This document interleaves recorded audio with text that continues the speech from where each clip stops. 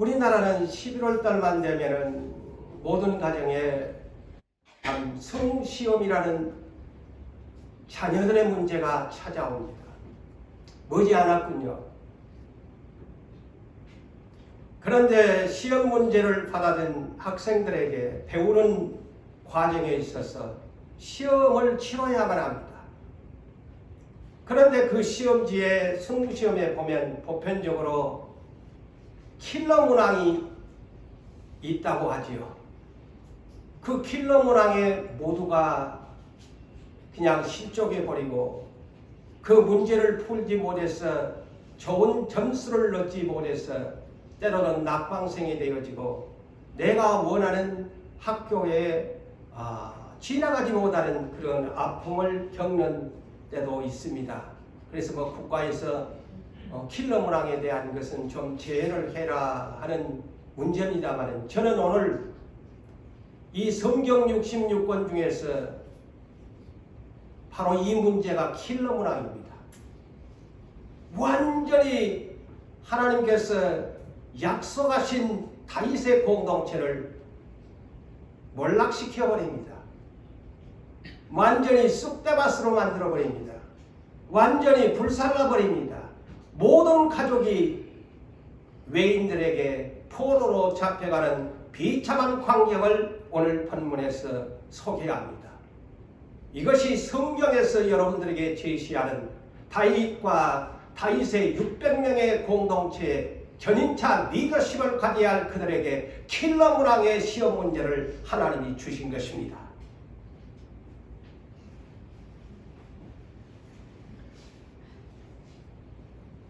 사랑하는 성도 여러분, 우리의 인생에 있어서 물론 순탄하게 살아가는 사람들도 많지만 성공 사례를 모두 다 여러분이 많이 들으셨을 것입니다.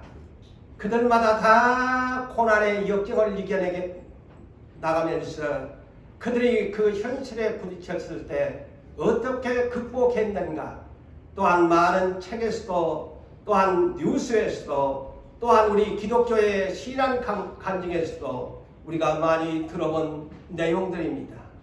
역경을 거치지 아니하고서 성공한 사람들이 얼마나 있을까요?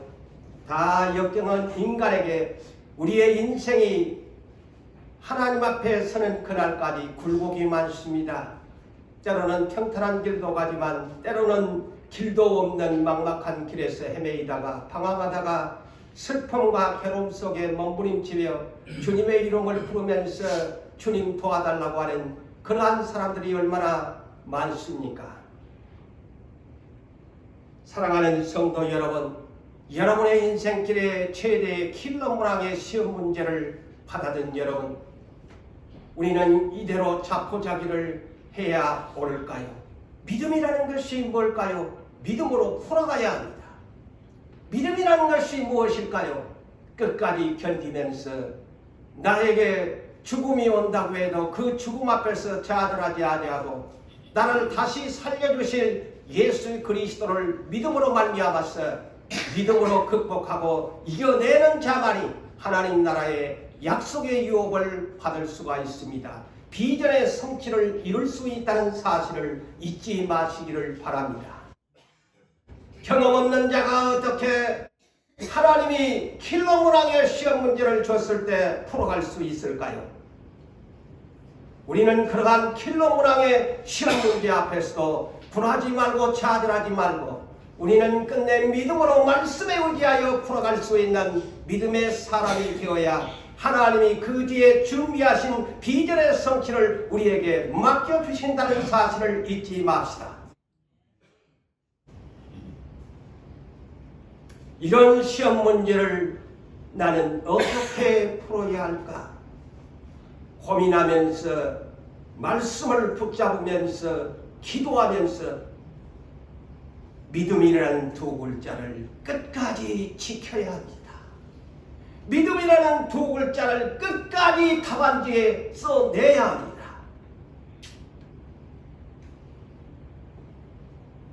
이런 시험 문제 앞에서 어떤 사람처럼 자포자기해버리고 낙심하고 실망하고 교회를 떠나가 버리고 예수를 부인하여야 할 것인가? 예수는 없다. 하나님의 약속은 없다. 이렇게 자포자기하고 낙심하고 실망할 것인가? 망연자실하면서 술 마시고 취하면서 그러다가 극단적인 선택을 하는 세상인들처럼 살아야 할까? 아니면 나는 끝까지 믿음으로 죽느냐 사느냐의 인생의 기로에 설 때 오늘 본문은 어떻게 풀어가야 할 인생인가를 다윗을 통해서 해답을 주는 스토리입니다.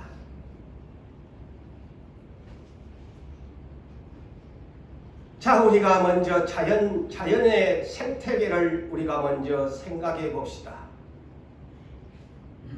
저 야생에는 식물도 자라고 동물도 자랍니다.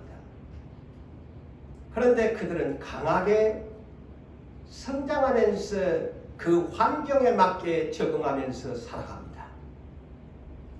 오직 하나님이 내려주시는 비와 그 온도와 기후 조절 앞에서 그들이 스스로 자생 능력을 가지고서 살아가는 야생의 식물과 동물을 생각하셔야 합니다. 가뭄이 있으면 가뭄 있는 그대로 비가 없어도 그들은 뿌리를 깊이 내리면서 뻗어가면서 생존의 법칙을 터득합니다. 동물도 식물도 누가 먹이를 주지 않습니다. 스스로 자생 능력으로 살아가는 생존의 법칙에 따라서 야생의 식물과 동물은 강하게 살아갑니다.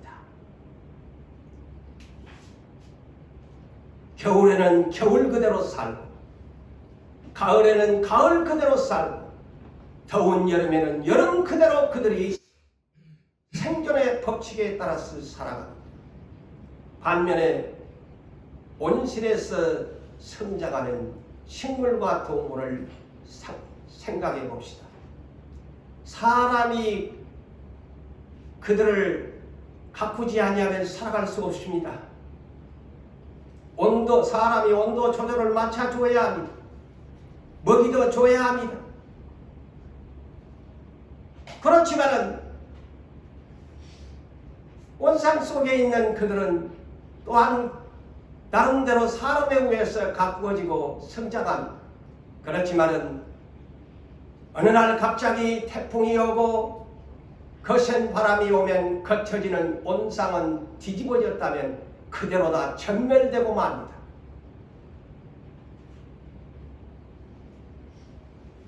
교회도 마찬가지입니다. 주님이 세우신 교회도 계시록 2장에서 3장에 보면 7교회에 대한 다양한 교회를 소개합니다. 칭찬받는 교회도 있지만 무려 5교회는 책망을 받아야만 했던 교회입니다. 그 중에 온상안의 교회가 마지막으로 소개되고 있습니다.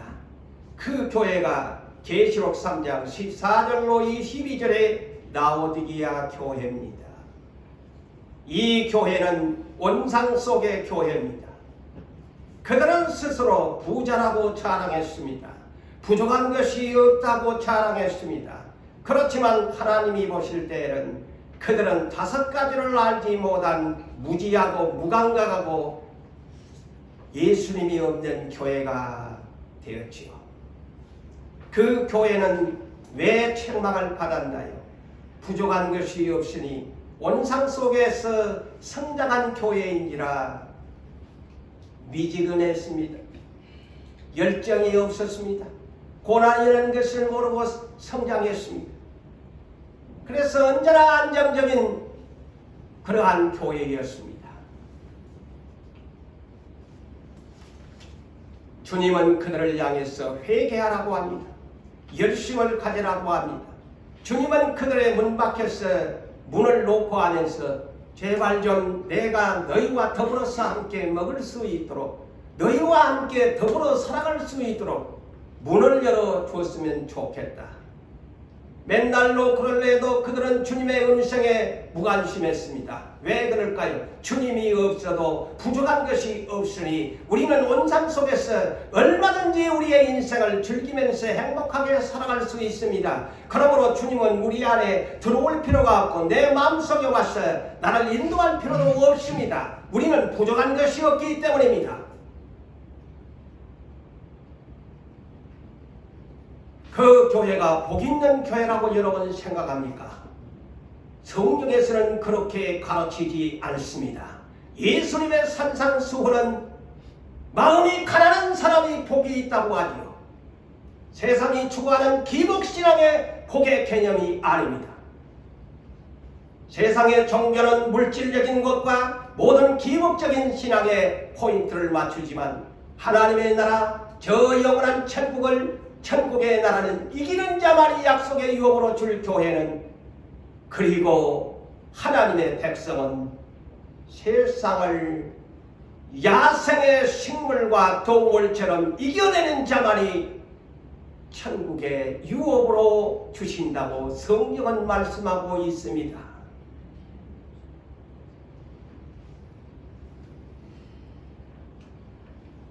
라오디게아 교회를 주님이 뭐라고 하셨나요? 세 가지를 사라고 했는데 하나의 대표적인 것이 첫 번째가 뭐냐? 불로 연단한 금을 사서 부요하게 가라고 했습니다. 그 말이 뭘까요? 불로 연단한 금을 사라. 믿음의 시련을, 고난의 시련을 경험한 교회가 되라고 합니다. 베드로전서 1장 7절에 너희의 믿음의 확실함은, 믿음의 확실함을 가지라는 말이죠. 불로 연단한 금보다도 더 귀하여.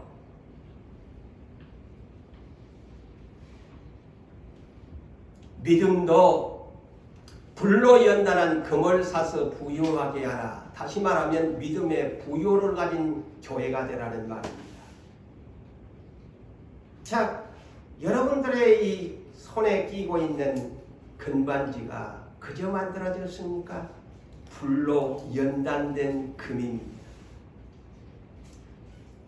그가 연단되기 전에는 돌에, 저 땅 속에 돌에 조금씩 박혀져서 그것을 용광로에 녹여가지고서 재련을 시켜가지고 여러분의 손에 비싼 금가락지가 된 겁니다. 그래서 이를 일컬어 99.9% 불로 연단한 금을 사서 부유하게 하라는 말은 다른 말로 믿음의 금 99.9%가 되라, 이 말입니다. 처음 듣는 말이지. 믿음이 99.9%의 믿음을 가지라는 겁니다. 정말 네 믿음 하는데 너 믿음 몇 프로고? 네? 99.9%냐? 하나님 앞에 넘버원입니다. 그 말입니다, 이 말. 99.9%의 불로 연단된 금을 가진 네 믿음의 부여자다.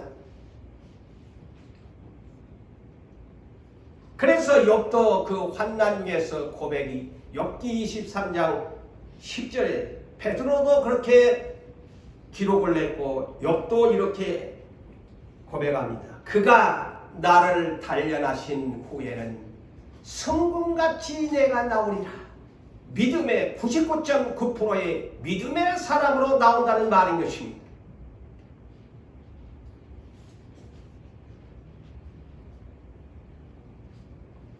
오늘 주인공 다윗, 하나님이 그를 만족한 사람이요 99.9%의 믿음에 부요한 사람으로 쓰기 위해서 오늘 본문은 그의 인생을 이렇게 불로 연단한 인생을 살도록 만드십니다.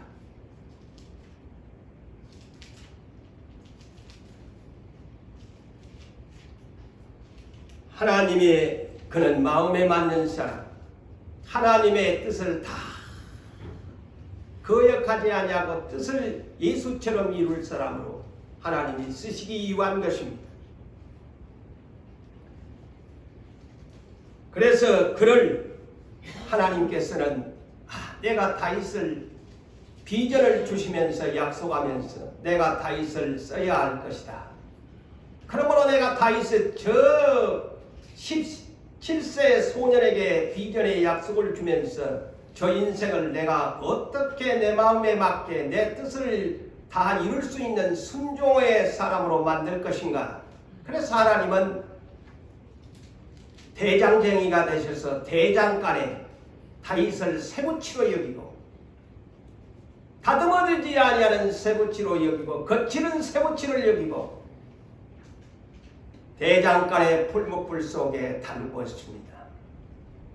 달구어서 대장쟁이 하나님은 불로 연단된 다윗을 쇠망치로 두들겨 팹니다. 그래서 그 인간적인 모든 자존심이며 자기의 능력, 자기의 모든 지식, 자기의 모든 상식, 고정관념 다 두들겨서 빼냅니다. 그러면서도 대장쟁이가 두 번째 단계가 뭡니까? 사용하기 위해서는 열처리를 거쳐야 합니다. 찬물에다가 대장쟁이가 두들겨가지고 해가지고 찬물에다가 들었다 놨다 붉은 것을 해가지고 그 연장이 쓰기에 합당하게 만든 열처리 과정을 거쳐야 합니다. 그런 후에 대장쟁이가 자기 뜻대로 호미를 만들고 싶으면 호미를 만들고 삽을 만들면 삽을, 꽃갱이를 만들면 꽃갱이, 도끼를 만들려면 도끼를, 톱을 만들려면 톱을 필요한 도구로 만들어서 열처리를 거쳐가지고 사용하게 하지요. 다윗도 그 인생이 그러했습니다. 대장쟁이 하나님께서 자기 마음대로 두들겨 패고 불했다 였다 뗐다 찬물에 담갔다 빼냈다.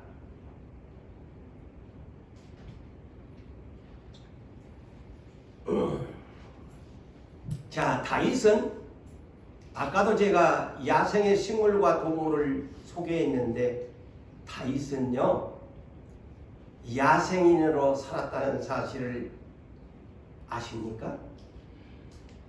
네? 어릴 때부터 그는 들판에 양치는 소년이었습니다. 목동이었습니다. 야생에서 성장했습니다.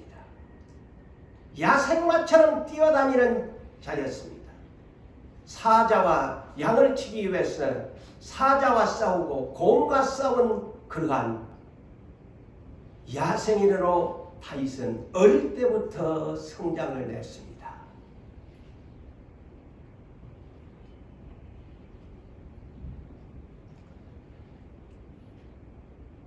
바울 사도가 그래서 우리에게 그 유명한 말씀을 가르치고 있습니다. 그 유명하게 쓰임받은 바울 사도가 이런 고백을 하고 있지 아니합니까? 바울의 고백이 고재훈 목사의 고백이 되어야 하고 여러분 각자의 고백이 되어야 과연 하나님의 사람입니다. 뭘까요? 빌립보서 4장 11절에서 14절의 말씀이죠. 어떠한 형편이든지 나는 자족하기를 배웠노니, 보십시오. 자족, 스스로 야생의 식물 동물처럼 자생하는 능력을 사도 바울도 배웠다고 고백합니다. 나는 비천에 처할 줄도 알고 모든 일 곧 배부름과 배고픔과 또한 풍부와 궁핍에도 처할 줄 아는 일체의 비결을 배웠노니, 이것을 배워야 한다는 겁니다. 여러분, 온실안의 사람, 방콕 출신을 하나님이 사랑할까요? 아닙니다. 온실안에 성장한 사람은 하나님이 쓰지 않습니다. 야생인처럼 어떤 상황에서도 형편에서 생활 능력을 갖추는 사람을 하나님이 쓰십니다. 포기해버린 사람, 하나님이 비전을 주었는데 그것은 시험 문제를 안 풀고 엉뚱한 데에 여러분이 시선을 주목하지 마십시오. 하나님에게 낙제점이 됩니다.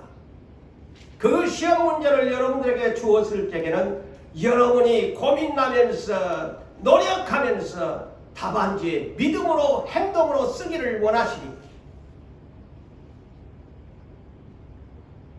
그러면서 바울은 내게 능력 주신 자 안에서 나는 모든 것을 할 수 있느니라. 내게 하나님이 어쩐 형편은 가난하게 하면 가난한 형편에서 나는 모든 것을 할 수 있고 부자로 만들어주면은 내가 그 부자에 또 능히 내가 알 수 있다. 그러면서 14절에 그러나 너희가 나의 괴로움에 함께 참여함을 잘하였도다. 자, 이 14절에 주목하셔야 됩니다. 바울처럼 함께 고난에 참여하는 사람을 일컬어 잘하였도다 합니다. 내 괴로움, 그 리더십입니다. 자, 하나님이 쓰시는 사람들은 다 강했습니다. 쩔짱구들이 아니었습니다.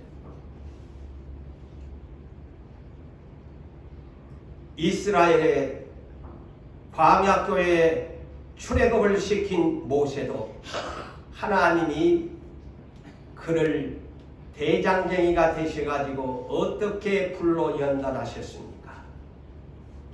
모세가 태어나는 시대는 난세의 시대입니다. 아브라함의 자손들이 애굽에서 너무너무 자손이 번성합니다. 오늘날 대한민국은 저출산으로 세계 1위에 해당되지만 히브리인들은 번성을 하나님이 시키기 위해서 애굽 땅에서 너무너무 산부인과가 잘 됩니다. 오늘날은 산부인과 의사가 빌어먹는다고 하는 연속국에도 없어가지고 달새도 못난 그런 연속국도 있습니다. 근데 여기는 너무너무 히브리인들이 번성하네. 바로 왕이 아이고 이러다가는 우리 애굽인이 저 히브리 민족에게 쫓겨나게 생겼다. 그래서 히브리인들이 낳기만 하면은 전부 나일강에 던져버려라. 그래서 모세가 그때 태어납니다. 난세에 태어나죠. 자, 모세의 출생이 이렇습니다. 어머니가 석 달 100일도 안 되는 자식을 더 이상 키울 수가 없어서 나일강 갈대 상자에 모세를 버려야 했습니다. 모세라는 이름이 물에서 건져냈다라는 뜻이죠. 그런데 하나님은 언제나 자기가 쓰실 사람은 감당할 시험을 주시기 때문에 바로 공주가 시녀들을 이끌고 나일강의 목욕으로 왔다가 갈대 상자에 떠내온 모세를 건져내어 자기의 아들로 입양을 시켜서 호화로운 궁중생활 40년을 온실 속에서 자라나게 합니다. 애굽의 문화를 다 배우게 합니다.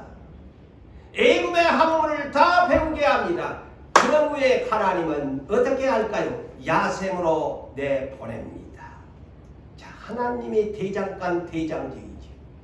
이놈이 이제 온실 속에서 40년 자랐으니까 야성에 가서 성장을 시켜야 되겠다. 그래서 그런 살인자가 되게 만들어가지고서 미디안 광야로 내보내버려요. 그 세월이 40년입니다. 모세는 차가살이를 하죠. 그곳에서 미디안 여자를 만나가지고서 두 아들을 낳았습니다. 그런데 그에게는 재산도 없습니다. 나이 80세가 되도록까지 지팡이 하나, 양들 몰고 다니는 지팡이 하나만 붙잡고 살아가는 인생의 꿈과 비전이 없는 모세였습니다. 그런데 하나님이 떨기나무 가운데서 모세에게 꿈과 비전을 주십니다. 모세를 세우기까지 이스라엘 히브리 민족은 애굽 땅에서 80년 동안 고통을 참아내야 했습니다. 모세가 하나님 앞에 쓰임을 받기까지. 이 사실을 성경에서 여러분 아셔야 해요. 80년의 고통을 알아야 했습니다.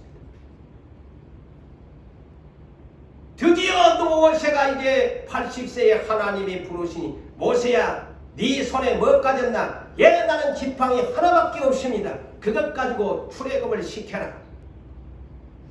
이스라엘의 희망이 찾아왔습니다.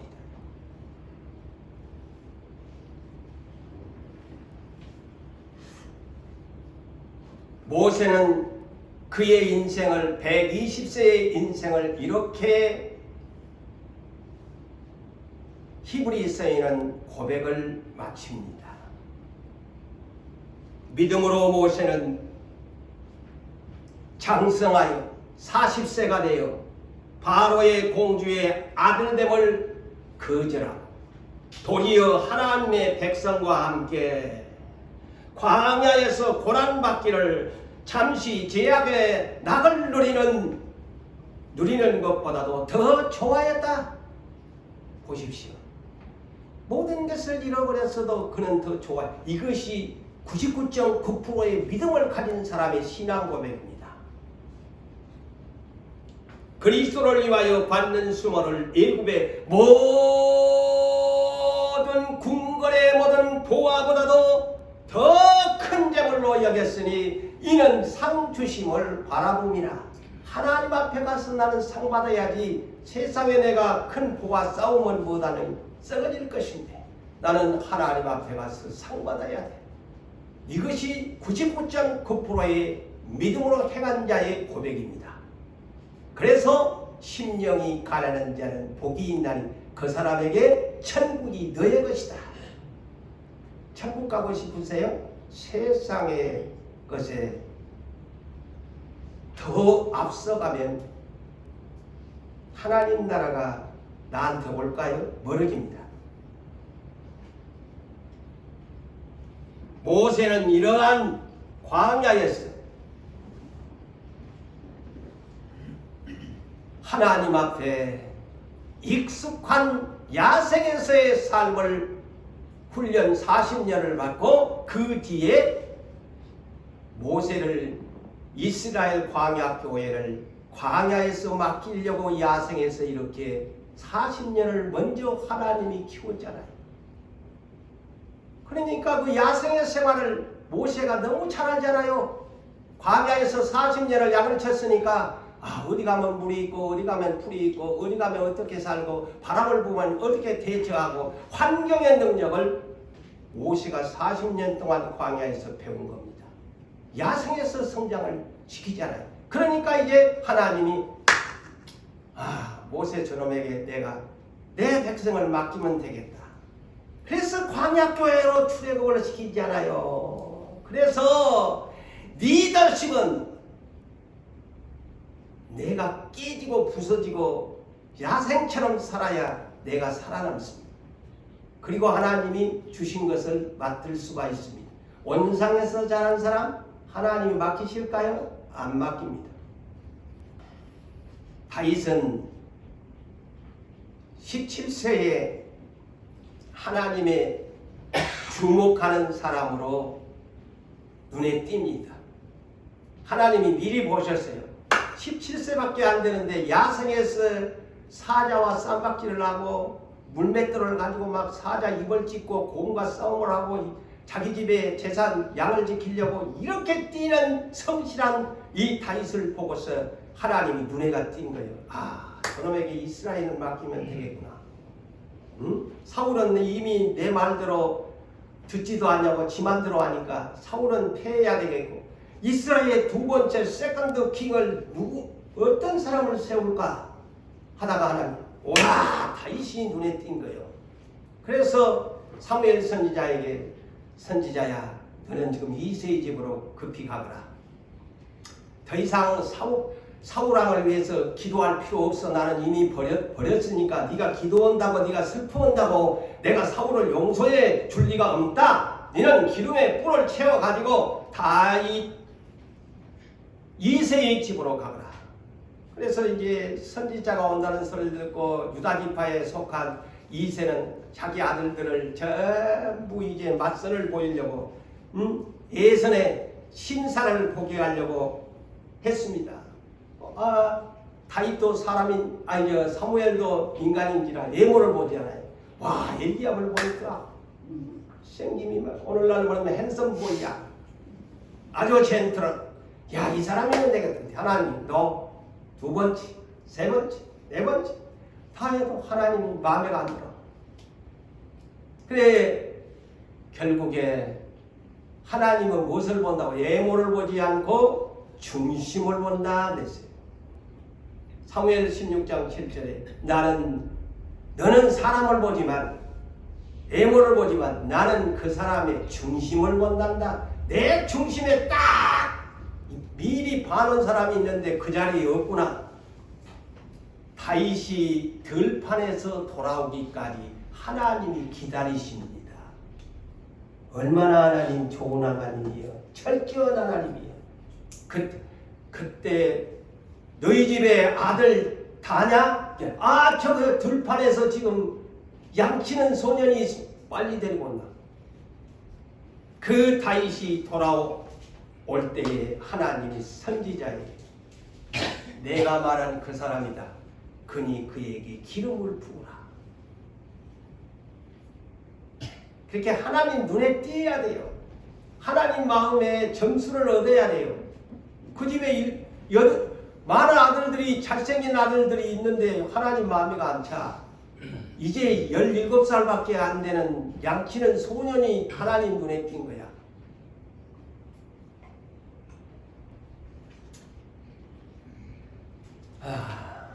자, 이것이 다윗에게 첫 번째 기회가 온 겁니다. 우리나라에서 흔히 이런 말을 하죠.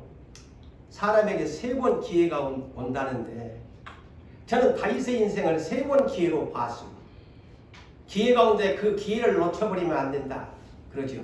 다윗의 인생에 있어서 야성에서 자란 잔뼈가 굵은 이 소년에게 하나님 비전의 왕에 대한 비전을 줍니다.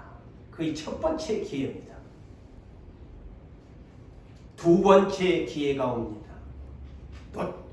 놓치지 말아야 돼요. 자, 여러분의 인생에 몇 번의 기회가 온 줄 아십니까? 생각해 보신 적이 있어요? 다윗에게도 3번 기회가 옵니다. 자, 두 번째 기회가 아버지가 형들이 이제 나이가 들어가지고 블레셋과 이스라엘의 전쟁이 터해서 형들이 병역 의무를 하기 위해서 군인들로 그 싸움에 나갔습니다. 이는 사무엘상 17장에 나오는 사건이죠.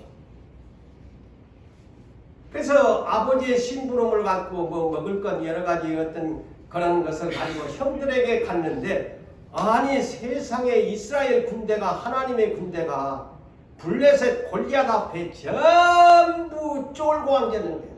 누구 하나 개미새끼 앞에 나가서 하나님을 요구를 하고 이스라엘을 요구를 하고 저주를 하는데도 누구 하나 나가가지고 전부 군대가 쫄짜고 군대야. 그러니 17살 먹은 이 소년이 두 번째 이게 기행이에요. 물맷돌 5개 호주머니에 넣고 하나 딱 빼가지고 그 사자와 곰과의 싸웠던 양을 지키기 위해 했던 그 용맹성을 가지고 내가 만군의 여호와의 이름으로 나가노라 해서 골리앗을 하나님이 쓰러뜨리게 만들어 줍니다. 자, 보십시오. 항상 위기 앞에서 다윗은 일어납니다. 그게 의인이라고 하죠. 의인이라는 말은요, 성경에서 많이 나옵니다만 믿음으로 일어나는 사람이 의인입니다. 주저앉는 사람은 의인이 아니고 폐인이고, 의인은 7.8기의 신앙을 가진 사람, 99.9%의 17살 먹은 소년이 3m에 가까운 골리앗 앞에 나갈 수 있어요. 죽느냐 사느냐, 이 어려운 시험 문제를 그때도 풉니다. 킬러 문항이잖아요. 풉니다. 하나님이 답안지는 다 있어요. 하나님이 힘을 주니까 됐지요. 그런 사람에게 힘을 줘요.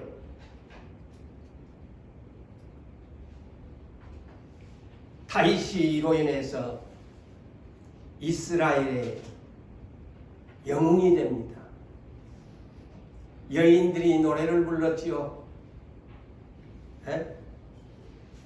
사울은 천천히고 다윗은 만만이고, 완전 오늘날 시대의 아이돌 같이 돼버렸어요. 아이돌 스타가 돼버렸어요. 자, 다윗은 어디 자리에까지 올라갔을까요? 명예를 천부장까지 올라갑니다. 그런데다가 얼마나 하나님이 출세를 시키는지요? 사울왕의 부마 사이로 올라갑니다. 그래갖고 큰딸 맏딸 메랍을 사울이 내 사이로 니한테, 이 큰딸을 니한테 줄게. 그러니까 다윗이 아이고, 내 비천한 자가 어떻게 감히 그런 일을 내가 할 수 있습니까? 겸손하게 그렇게 말을 하지요. 그런데 사울이 이 노래 때문에 저것은 상을 줘야 되기는 되겠고, 또 사람의 눈이라는 것이 있어서 큰딸은 안 줘. 다른 사람한테 메랍을 주고는, 자, 둘째 딸을 이제 시집 보내야 되겠는데 저것한테는 주기는 줘야 되고, 또 시험 문제를 냅니다. 어떤 시험 문제일까요? 블레셋 군대 제 왼수놈들 남자 표피, 그럼 뭔 줄 알죠? 남자 표피 100개를 가져오나. 이거 세상에, 아니 남자 표피를 그 성기에 붙어있는 것을 떼갖고 100개를 가져오라는 시험 문제를 주는 거예요. 세상에 이런, 아이고, 참 왕도 참 잔인한 왕이야. 그런데 다윗은 200개를 갖고 와. 200개를 갖다 주니까 꼼짝을 못해. 그러니 미가를 부마자리로 올리잖아요. 사이가 됩니다. 그런데 이 사울왕은 여자들이 노래 부르는 소리에 민감하게 반응해 컴플렉스가 생긴 거야.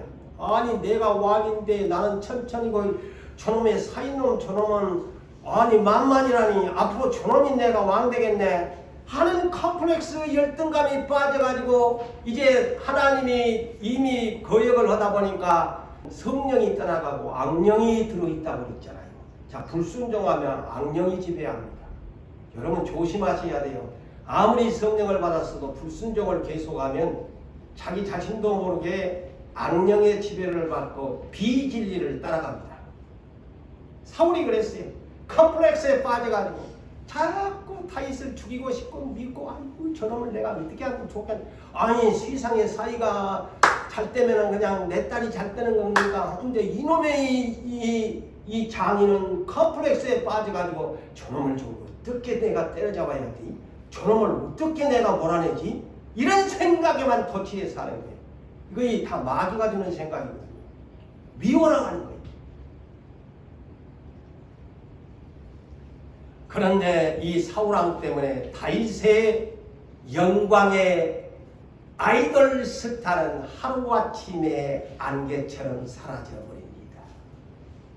하나님이 공중에 한번 뻥 띄어놨다가 하나님이 땅바닥으로 다윗을 낮추잖아요. 이거 이 하나님의 방법이라니까. 한번 그 경험을 하나님의 존재성을 딱 보여주고는 그 뒤로는 이제 하나님이 없는 것처럼 땅바닥에 추락을 시켜버려요. 날개 없는 추락. 사울 때문에 사울이 미워하고 시기하고 컴플렉스 때문에 열등감에 빠진 장인 때문에 도망가야 돼. 못 살아. 아니 다윗 얼굴만 보면 창을 던지고 칼로 찔러 죽이려고 하니까 어떻게 살아 함께 못 살지. 세상에나 도망가야 합니다. 다윗은 도망을 갔는데 해로 도피를 합니다. 세상에. 무슨 목사님 해 도피입니까? 이스라엘 밖에 블레셋으로 모압으로 도망을 갔으니 해 도피. 오늘날 범죄자들이 막 해 도피 오잖아요. 해로 도피합니다. 그래가지고 블레셋 이스라엘과 그 천천지 원수인 블레셋 땅으로 도망을 갑니다. 그런데 아니 블레셋 왕 아기스 앞에서 신하들이 아니 저거 이스라엘 나라에서 천천히고 만만이라고 부르는 놈이에요. 아니 그놈이네요. 그러니까 그냥 다윗이 이 살아가는 방법을 알잖아요. 미친 짓을 하면 침을 질질 흐르면서 하니까 아니 미친놈을 말라고 나한테 데려왔노. 블레셋 왕이 그러잖아요. 그런 쇼까지도 하면서 자기의 생존 능력을 자생하는 법을 이 다윗이 사용합니다. 자, 얼마나 비굴하겠어요. 미치지도 않았는데 침을 질지르면서 미친 채를 왕 앞에 서 있으니까 저는 미친놈을 왜 나한테 데리고 왔노. 왕이 그러잖아. 자, 이렇게 도망당기는 이 사람, 하나님이 애롭지 않도록 저한테도 우리 목사님들한테도 그랬죠. 애롭지 않도록 여러분들을 붙여주셨다. 사무엘상 22장에 다윗이 하니까 그 아버지 가족이 온전하겠어요? 다윗의 아버지도 그 형제들도 다윗과 함께 도망갑니다. 그리고 다윗이 도망가는 이 일에 하나님께서는 은혜를 베풀어서 환난당하는 모든 이스라엘 사람들, 원통함을 풀지 못하는 원한 맺힌 사람들, 남들에게 빚을 갚지 못하고 채권자들에게 시달리는 빚진 모든 자들이 다윗을 따랐더라. 다윗은 그의 우두머리가 되었더라. 한마디로 아웃사이더들만 이 다윗에게 모였습니다. 다 해의 밖으로.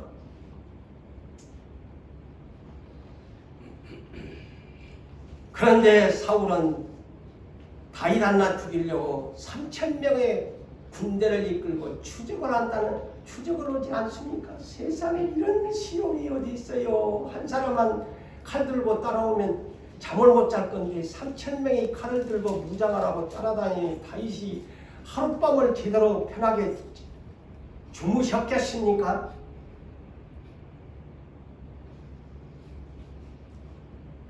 하나님이 다윗이 왕이 되기 전에 철저히 낮추셨다는 것입니다. 철저히 낮추셨다. 신명기 8장에도 약속의 땅을 주시기 전에 광야에 40년을 낮추시고 테스팅을 했지 않습니까? 여러분, 테스트 거치지 아니하고 세상에서도 그저 되는 거 없습니다. 공부한 학생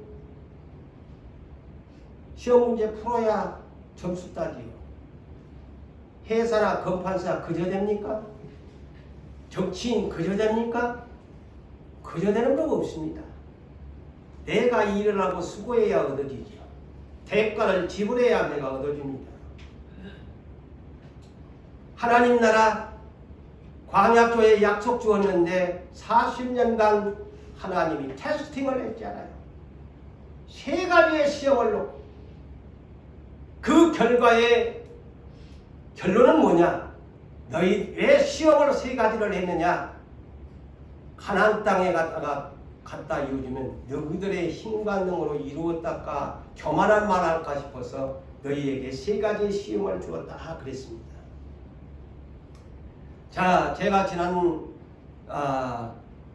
한번 주에도 그런 설교를 했죠. 사무엘상 2장. 한나에게 그 사무엘 선지자와 그 가문을 명문으로 만들기 위해서 그의 어머니를 엄청나게 낮추셨잖아요. 그래서 그가 고백하기를 하나님은 낮추시기도 하시고 높이시기도 하시고 음부에 내리시기도 하시고 올리시기도 하시고 가난하게도 하시고 부하게도 하시고 나를 진토에 진흙탕에다가 넣었다가 또한 쓰레기 거름더미에 넣었다가 기족의 자리까지 올리시는 하나님이시다. 한나가 그런 고백을 하지 않아요. 그런 기도를 하나님께 하지 않아요. 그걸 하나님이 듣고 싶어 하는 거예요. 깨달은 사람이.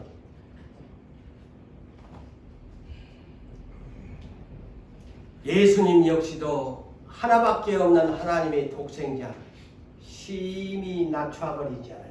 33년 동안을 세상에 낮추셨는데 그것도 부족해서 십자가까지 낮춰버리잖아요. 에? 이는 빌립보서 2장 5절로 11절까지의 말씀, 그 유명한 말씀인데 낮추심의 대가가 분명히 주어집니다. 자기를 비워 종의 형체까지 낮추시고 자기를 낮추시고 죽기까지 복종하셨는데 하나님이 낮추시고 난 후에 순종하니까 예수님을 어떻게? 세 가지를 높여줍니다. 예수 이름, 모든 이름 위에 뛰어난 이름을 주사. 두 번째, 모든 무릎이 그 앞에 꿇게 하셨다. 셋째, 모든 일이 모든 혀가 그를 주라고 시인하게 했다. 최고로 우편고자에 높여주셨죠. 낮추실 때는 분명히 그 뒤에는 높여주는 시간 타이밍이 옵니다. 믿으시기 바랍니다. 우리도 하나님이 낮추셨으니 높여주는 시기가 옵니다. 저한테는 요사이 높여줄 시기가 되었다. 너희 교회를 내 이름을 높여줄 때가 되었다. 우리가 하나님 앞에 낮춤을 받았으니 하나님은 우리를 높여주시는 대가를 우리에게 보상하십니다. 응? 보상합니다. 오늘 본문을 이해하려면 사무엘상 29장과 31장까지 중간에 오늘 본문 30장인데요. 한 사건입니다. 참고로 들으시고 이 성경을 이해하십시오. 이날 그토록 하나님이 버리신 거역을 2번을 내서 버리식으로 작정한 사울이 마침내 이 전쟁에서 40년 통치를 마치고 죽는 날의 전쟁 시간표입니다. 그런데 다윗을 이렇게 킬러무랑의 시험 문제를 주셨다는데 여러분 주의 깊게 주목하셔야 합니다. 저는 이것을 보면서 하나님의 시간표는 기가 막히구나. 사울왕을 죽이시기 전쟁터에서 블레셋과의 이스라엘의 전쟁터에서 40년 통치를 마치고 죽는 날에 다윗에게는 이 킬러 문항의 문제를 주었다.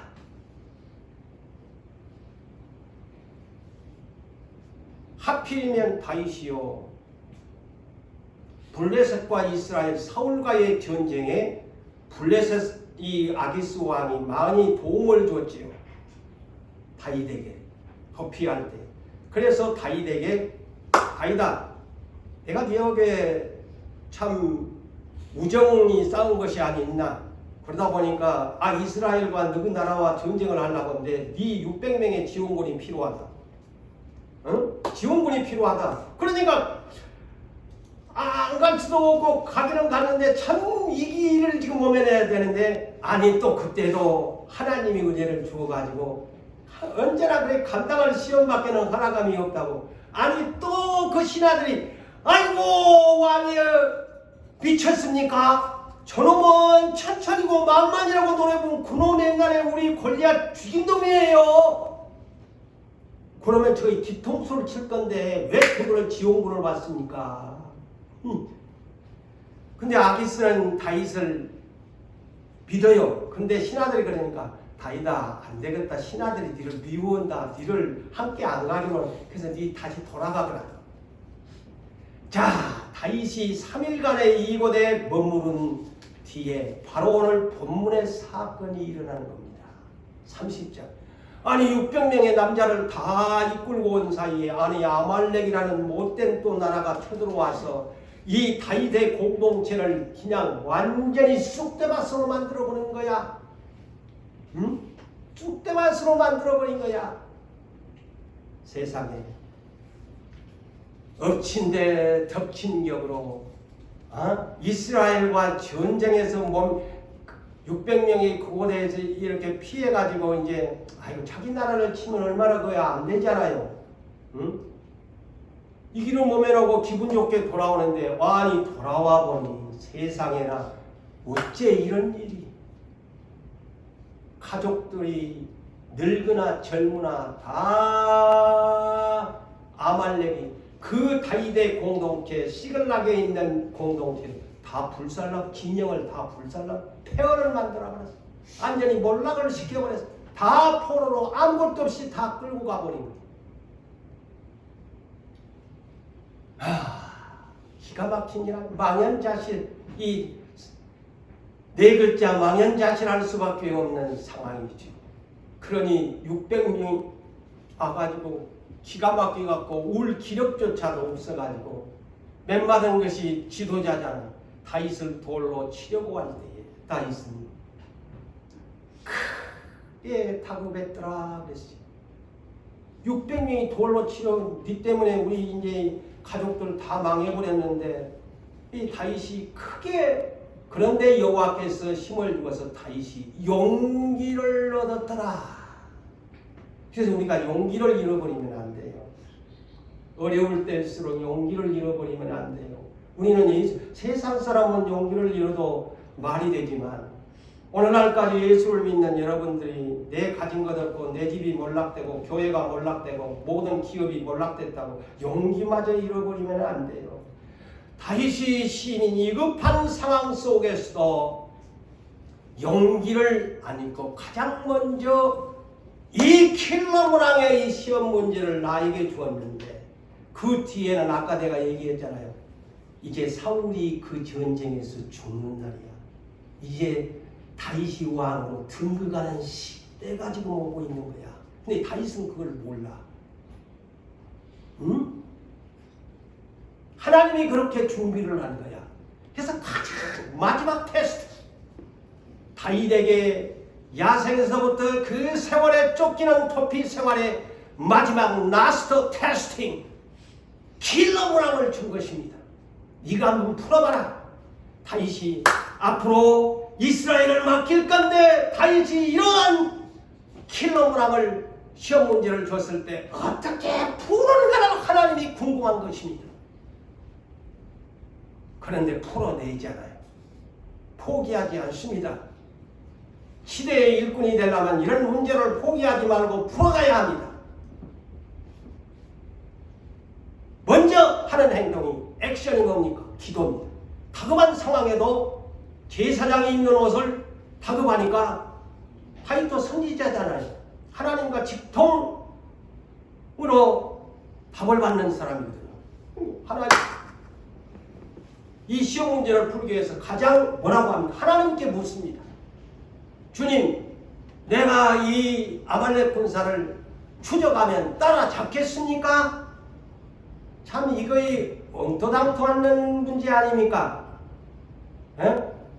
자, 우리 같았으면 전부 자리에 앉았어. 아까도 우리가 복음송 불렀지요. 앉지 말고 일어서세요. 포기하지 말고 잊지 말고 주님 손잡고 일어서세요. 이 사람이 그런 사람이야. 내가 따라잡겠습니까? 그게 말이 안 되잖아요. 끝까지 추적하겠다는 거예요. 따라잡겠습니까? 하니까 하나님 답을 주지요. 이런 사람한테 답을 안 줄 리가 있습니까? 이렇게 하는데 가겠다는 거예요. 자포자기 안 하고 망했다 하고 울고 통곡하는 것이 아니고 따라잡겠습니까?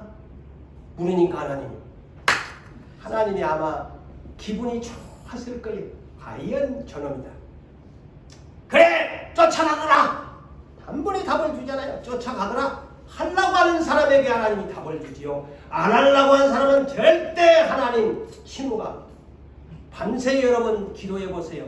하려고 하는 사람에게 답을 주지요. 안 하려고 있는 사람에게는 절대 내일이 가도 이틀이 가도 답 안 줍니다. 답을 단번에 주잖아요. 그래 쫓아가라. 내가 반드시 따라잡고 도로 찾으리라. 할렐루야.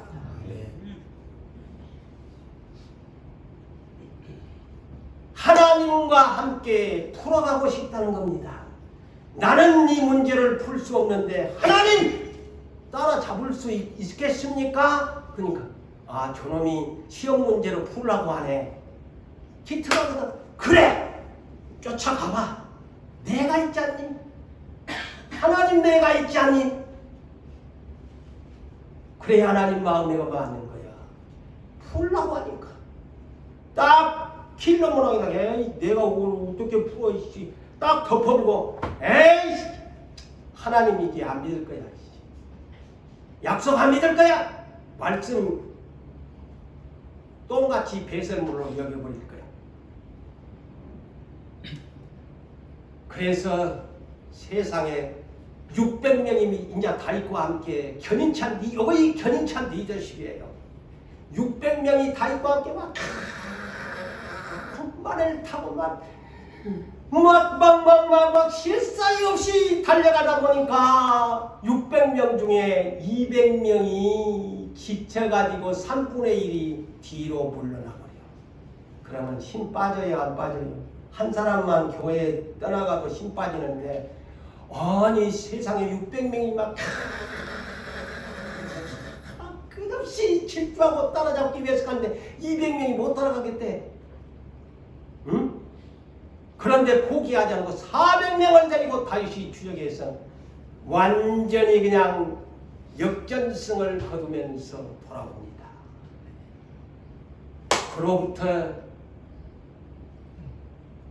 사울이 지금 다른 데서는 전쟁이 일어나 이스라엘과 사울왕의 전쟁이 일어나는 지금 순간에 이 사람은 아말렉을 가서 찾아오는 거야. 그런데 나중에 소식을 들어보니 사울왕이 전쟁터에서 그 전쟁터에서 죽었대. 자, 이제 말씀을 맺으려고 합니다. 사무엘하 2장 1절로 보면은 이제 이 전쟁에서 사울왕의 40년 통치가 끝나고 사울은 비참하게 자기 칼에 할복 자살을 하는 장면이 나옵니다. 자, 이 소식을 다윗이 듣고서 얼마나 다윗이 이제는 하나님 앞에 길들여졌는지 온유 겸손한 사람인지. 사울이 죽었다고 하니까 막 춤춘 것이 아니고 하나님 이제 내가 그러면 올라갈까요? 유다로 그래 올라가라. 하나님 어디로 올라가면 좋을까요? 헤브론으로 올라가라. 헤브론이 어딘 줄 아세요? 갈렙이 차지한 헤브론 산지. 그래서 다윗이 가장 먼저 40년 6개월 다윗 왕의 통치를 하는데 유다지파 헤브론 유다지파가 차지한 이곳에서 7년 6개월 1차적으로 왕을 하고 나머지 이스라엘을 모든 통일을 해서 33년을 통치하는 다윗의 생애입니다. 그래서 사랑하는 성도 여러분, 나에게 이런 어려운 시험 문제가 있고 나를 낮추실 때는 분명히 뒤에는 기적의 역사가 은혜가 기다리고 있다는 사실을 우리 정정술 장로님을 비롯해서 사랑하는 성도 여러분들에게 이 킬러무랑 같은 우리의 시험 문제 믿음으로 풀어갑시다. 그리하면 우리에게 기쁜 소식이 있을 줄로 믿읍시다. 이기는 자에게 하나님의 상속이 주어집니다. 할렐루야.